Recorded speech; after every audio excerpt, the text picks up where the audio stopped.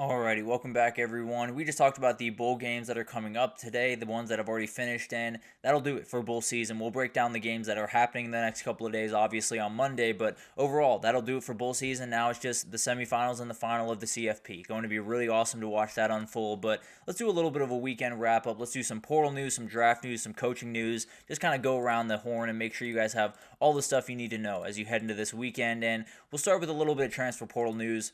We'll start with Tony Grimes. It sounds like Tony Grimes is going to follow his former head coach Barry Odom over to West Lafayette, play for Purdue next season. Very talented player, was a 5-star coming out of high school, played at UNC, played at A&M, played at UNLV. Definitely played his best football at UNLV. Very talented, very rangy cornerback is going to need to be a huge player for Purdue. I can almost promise you that. He's going to have to be almost an immediate starter, and he could very well be a draft pick in 2026 if he can really put together a great year in the Big Ten.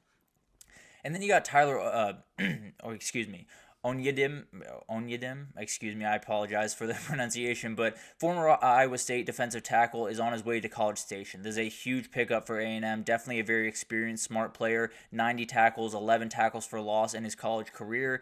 Definitely a great depth piece for this A&M team and could develop into a darn good player throughout the season. Very, very talented guy and one guy that I feel like is just scratching the surface and what he can do in college football. Then we had a couple of guys jump in the last little bit. We'll go over some wide receivers here really quick. Noah Thomas has jumped into the portal. Texas A&M has picked up 3 different guys that I think are going to be huge players for that team, so makes some sense here. But it sounds like Texas, UGA, and Miami are the teams you're going to want to watch, especially those first 2. Texas and UGA are really kind of standing out in this one, and I think Texas and UGA definitely need this type of player. Texas really benefited from having someone like A.D. Mitchell. Georgia really benefited from having someone like A.D. Mitchell. So overall, I think both those teams need that 50-50 guy that can go downfield and make a big-time play. I think this might just be the guy. So whoever wins out on that one, I think they're getting an immediate starter, and frankly, a guy that I think had just barely been unlocked at A&M.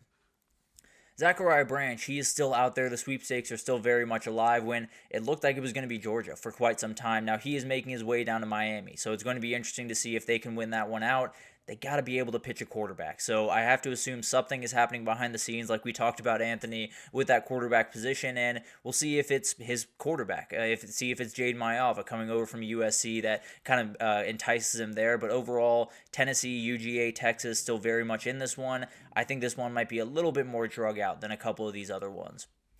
And then Squirrel White, he is off to Florida State right now, and this would be huge. It's a very, very talented kid when he is healthy. Florida State has their quarterback for next year in Thomas Castellanos, so the pitch will be a little bit smoother than it might be for someone like Miami, but overall, very, very talented kid, a guy that if he's on the field, if he is healthy, he can make all the plays in the world. Now, that's been a little bit of a worry throughout this last year, so definitely something that we'll have to watch throughout the offseason. If he does go down, then it's going to be a little bit of a tough time for that Florida State wide receiver room, but this is a guy that absolutely can elevate to that wide receiver 1 position as long as he is healthy, as long as he gets comfortable in this offense, and as long as that offense takes a number of steps forward in a number of different places.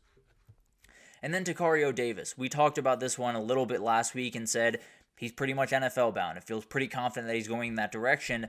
Sounds more confident that he's coming back to college football now. So a lot of different teams in this conversation: Washington, Miami, Michigan, Ole Miss, Texas. I tend to lean that Washington and Texas would be the 2 to watch because his former head coach, obviously Jed Fish, is at Washington. His former defensive coordinator is at Texas as the linebacker coach. So a couple of different things to watch there. Definitely something that we'll unpack in time, and this might be one of the best players in the entire portal right now. Definitely a guy that probably could have gone in the draft and got drafted. Obviously didn't love his position as much as he would have liked to, and he's going to come back for one more year. Definitely will be a starter for just about wherever he ends up. Moving forward to the NFL draft, some players have started to make their decisions, and some people have some pretty aggressive takes on these decisions, including guys that cover the draft. So we'll start with Carson Beck. Todd McShay said this was foolish. I disagree. I got to be totally honest with you. This makes so much sense to me because you look at this quarterback class. Not very strong. That's just the reality of the situation. There's those 2 guys up top. The one thing that those 2 guys do not do overly well, at least from an NFL perspective, is processing speed. They kind of roll through their reads a little bit slower than maybe someone like Carson Beck does. If he heals before the combine, I think he can go much higher than a lot of people are saying he can go in this draft. He's a very talented player. Definitely had that tough stretch in the middle of the season, but finished with 11 touchdowns and 0 picks in the last 4 games. Very talented player, and obviously a guy that can process the field very quickly, get the ball out of his hands. I think he's going to be drafted a lot higher than people are going to think, and frankly, I think he still has a very talented NFL career ahead of him. Jalen Milroe, another up and down quarterback that a lot of people have questioned him going into the draft. Another one that makes total sense to me. He doesn't have a great shot to come back next year and get above guys like Garrett Nussmeier, guys like Drew Aller, guys like maybe Arch Manning and Nico Iamaleava. He was not going to be in a better position in 2026 than he is right now. So I fully understand this one. This is probably his best shot to get into the NFL, to have a position in the NFL, and he's one of those guys, I just don't know. It's kind of like an Anthony Richardson situation where I just worry about the ability to put the ball on target the way that he needs to. That being said, the physical ability is undeniable. He's absolutely someone that you put him in the right position, you put the right players around him, he can still have success. I'd be a little bit more surprised if he was a long-term quarterback than Carson Beck was, if Carson Beck was, but at the end of the day, very talented kid, and we'll see where he ends up going on draft day.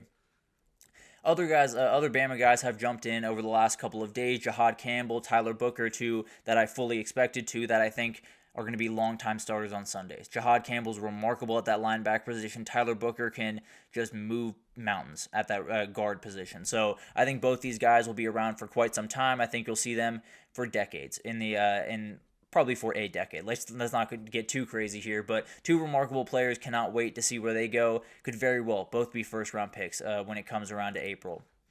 And then I just wanted to touch on Harold Fannin really quickly. This is a guy that I cannot wait to see. He's an elite pass catcher in every sense of the word. I'm not sure how high he'll go. I don't know how high any of these tight ends will go, but the reality is this is one of the most talented tight ends that I've seen in quite some time. He will be a long-time tight end in the NFL. Too good of a pass catcher, too good of a route runner, and absolutely someone that maybe won't put his hand in the ground too often, but frankly, you look around the NFL, there's plenty of tight ends that don't. So I think he's going to be a really talented player. I cannot wait to see what he can do at the next level. But there will be more guys jumping in every day. We'll get a little bit better of a breakdown after the national title. We'll see what Texas, Ohio State, Penn State, Notre Dame players jump in, and we'll obviously have some Georgia players continue to jump in, and some different things happen over the next little bit. It's going to be an awesome cycle. It's one that might not be quite as strong across the board as a couple of others in the past couple of years, but it is loaded at that running back position. That's going to be a really, really fun one to talk about, and we'll have plenty of time to break that down over the next little bit. But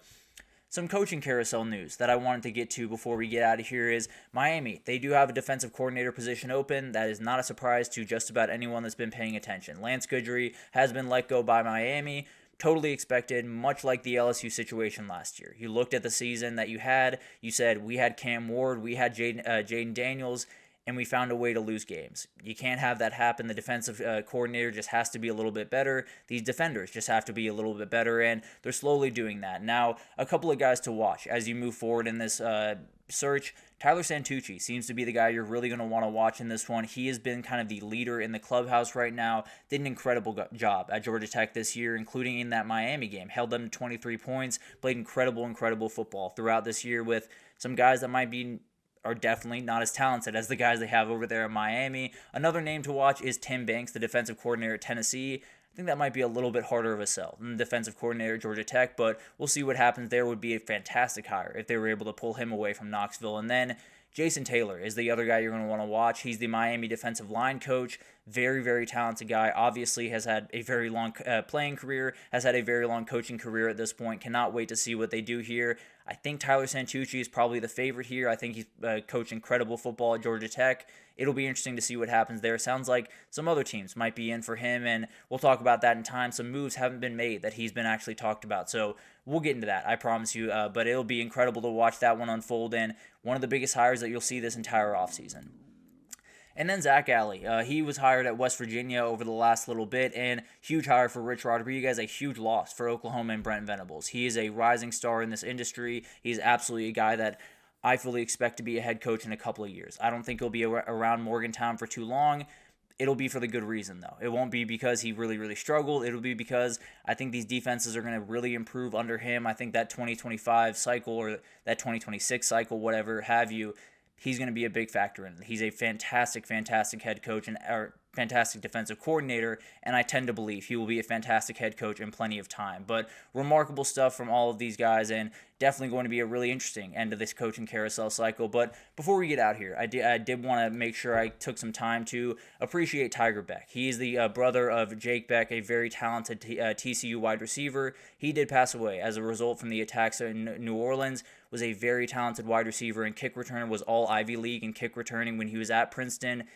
Obviously an unfair way for him to go. Very young kid, I believe 28 years old.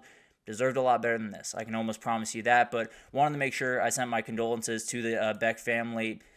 I mean, Jack, has been absolutely incredible to watch this year, and obviously a terrible time for that family. Hoping they can find some type of peace during this time, and hopefully, something can happen. I don't know what more there is to say, but just wanted to send my condolences out to them. Just wanted to remind everyone that college football, as important as it seems to all of us and as important as it is to all of us in certain different times, not quite the most important thing, not remotely the most important thing. Remember to cherish the people that you have, and definitely make sure that you hug all the people that you have around you, because this is a very unfortunate loss way too soon in his life. Definitely deserved a lot better than this, but one of those things. Wanted to make sure I sent out my condolences before we get out here, and we'll move forward. We'll move forward to those CFP semifinals next week. We'll move forward to a lot of different things happening over the next little bit, and we got 2 awesome games on deck. Cannot wait to get into those with you guys. Cannot wait to break all those down, and we will do that in plenty of time. On Monday, we'll break down some of the issues with the CFP, a lot of different stuff. The SEC falling, a million different things happening on next week's show, so we'll break that down in time. But thank you so much for tuning in to the GSMC College Football Podcast, brought to you by the GSMC Sports Network. Your support means a lot to us, so please remember to subscribe to the show, leave a positive review. It does make a huge difference.